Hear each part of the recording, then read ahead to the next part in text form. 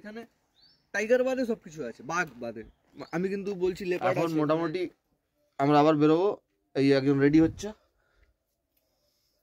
টেন্টের অবস্থা খুব বাজে, মানে টেন্টের অবস্থা বাজে না, আমাদের অবস্থা বাজে। এই সব কিছু আগো ছালো হয়ে পড়ে আছে। কোথায় ফোন, কোথায় চার্জার, কোথায় হেডফোন সব খুঁজছি আমরা। এখন যে খোঁজা চলছে, এগুলো খোঁজা হওয়ার পরে আবার কোনো পাহাড়ে ঝাড়খণ্ড পুরুলিয়া বর্ডার।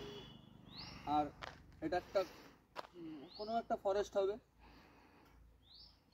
আর খুব সুন্দর জায়গাটা, রাস্তা তো দারুণ, পুরো একদম বিদেশ বিদেশ ফিলিংস আসছে। কিছুক্ষণের জন্য মনে হচ্ছিল যে দার্জিলিং সিকিম পৌঁছে গেছি।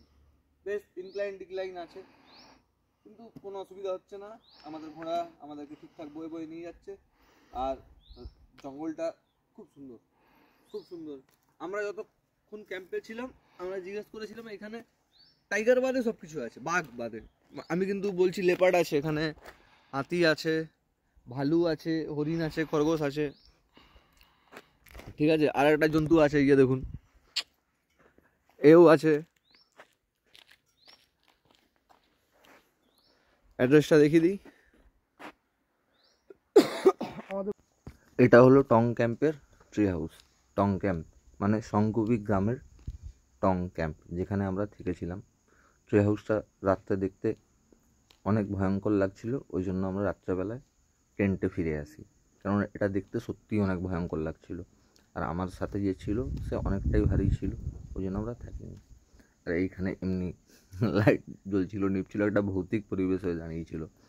আপনারা ট্রি হাউসটা একটু মন দিয়ে দেখলেই বুঝতে পারবেন। হ্যাঁ, এবারে চলে আসি বামনি জলপ্রপাত।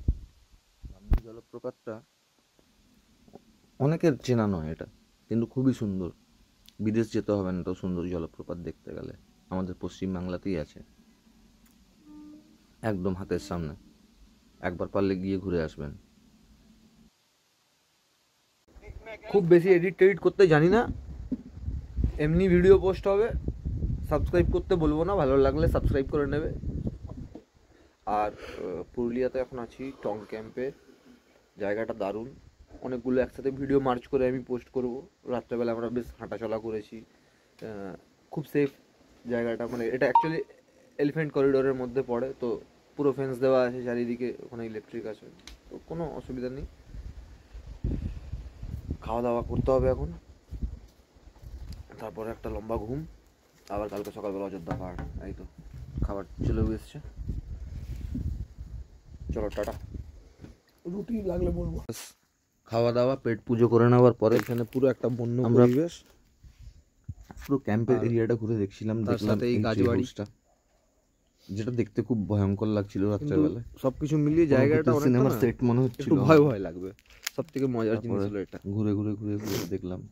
আর এই যে দেখিয়ে দিই, এখানেই দেখতে পাবে যে মানে আসলে এলিফ্যান্ট করিডোর হলেও আর তাতে কোনো ভয় নেই আছে। এগুলো আমাদেরকে টাচ করতে বারণ করা হয়। তার প্রধান কারণ ছিল যে সামান্য কিছু ভোল্টেজ এখান দিয়ে যায়, নাকি খুব কাছাকাছি ছিল। আর এই যে সৌম্য সবসময় ফোনে যেমন ব্যস্ত থাকে। আমি এই বাড়িটার একটা নাম আছে কুসুম, মুখোশ দেখতে পেলাম, যেটা আরো বেশি ভয়ের লাগলো। চলো টাটা, পারলে সাবস্ক্রাইব করো।